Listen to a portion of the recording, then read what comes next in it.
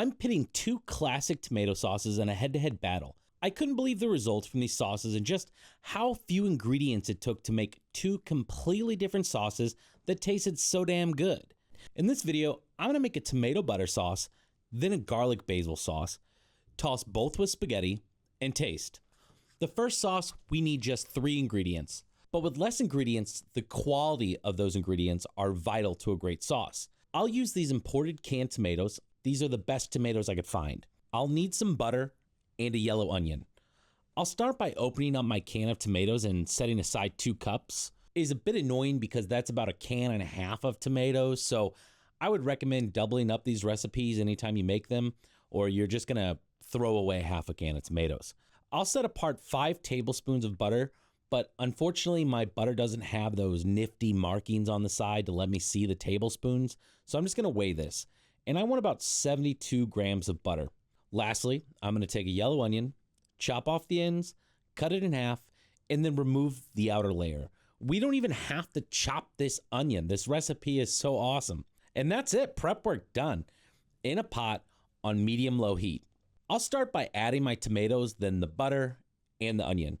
We're gonna be adding these onion halves whole to the sauce. I'll start breaking up my tomatoes with a wooden spoon, but then realize I could have done this before adding my butter and onion to make my life easier.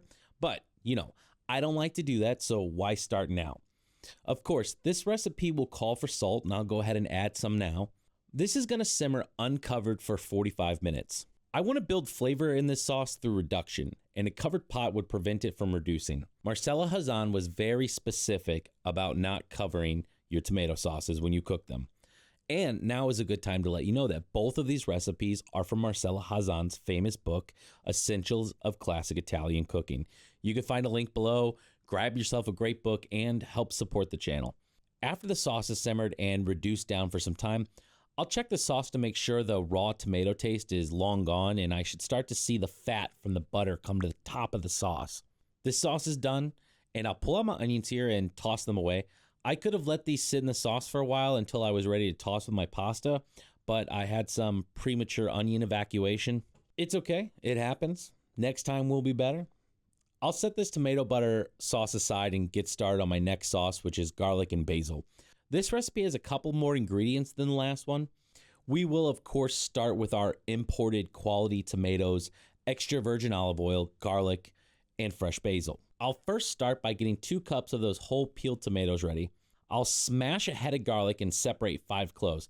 And I'm amazing. Look at how these cloves just popped out of their skin. It has nothing to do with the age of this garlic. I strike fear into their little garlicky hearts. I'm finally chopping this garlic to get it into a consistent small size, and I'll set that aside while I prepare my basil.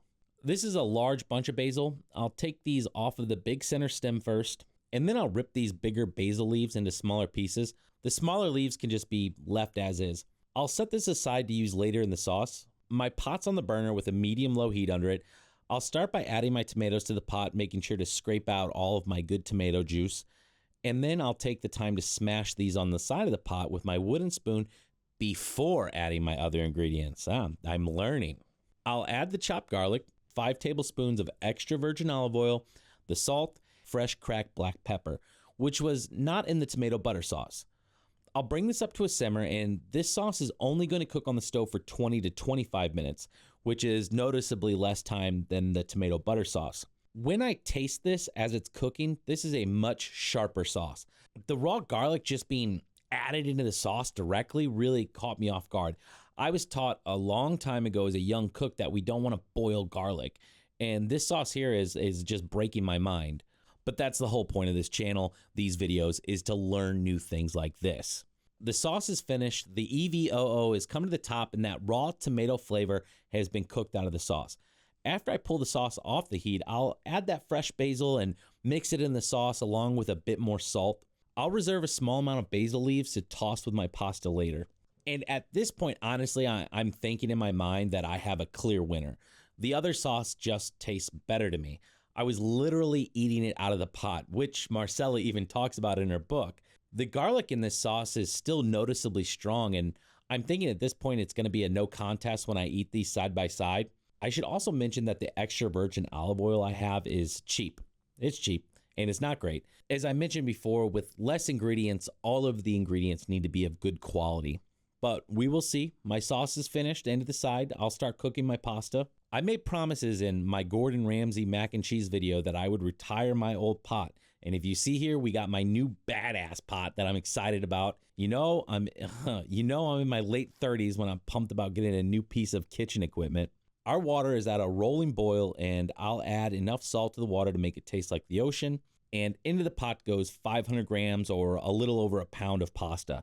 This will take about 9 minutes to cook, and I plan on going directly into my sauces out of this water. And we are on to tossing and plating. I have my tomato and butter sauce here. I'll add half the cooked pasta to about half of the sauce I made, at least the best I can. My position here isn't great in my kitchen, so I'm struggling to really toss this pasta, so I'll have to just move it around with tongs. The recipe calls for me to add another tablespoon of butter here into the sauce and pasta when we toss it, so I do that. I'll plate this up in my nice new bowl that I just bought for the videos. I hope you like it. And this sauce likes to be finished with some Parmesan cheese grated over the top. I'll jump back to my burner with my garlic basil sauce. I'll add the other half pound of my pasta and again do my best to toss this. As I toss this, I'm going to add a few of those basil leaves that I set to the side earlier. Like the other sauce, we're going to add the same fat that we used for it while we toss it. So this will require a bit of extra virgin olive oil to be added here. And I'll plate up. So I decided to go with my wonky plate here instead of a bowl. I hope you like this one. It's new too. My girlfriend has been waiting for me to finish, so she just jumped in right away and loves the tomato butter sauce spaghetti. It's sweet and rich. And that says a lot because she doesn't enjoy Western style food. She was even preparing her own food on the side and didn't eat it because she smashed this whole bowl of pasta. Digging into the garlic basil sauce, my first reaction was, wow. I like this one a lot too, holy shit. Once this sauce gets onto pasta, it's transformed. It's exactly what you want out of a more simple, savory tomato sauce. It has that garlicky bite to it, and it's just sweet enough. I think the winner goes to the tomato butter sauce, but it was way closer than I thought it would be, and I can see me preferring the garlic basil sauce on some days. Both of these sauces are delicious and simple, and both are distinctly different in flavor from each other. I would not hesitate to make either of these again, and you shouldn't either.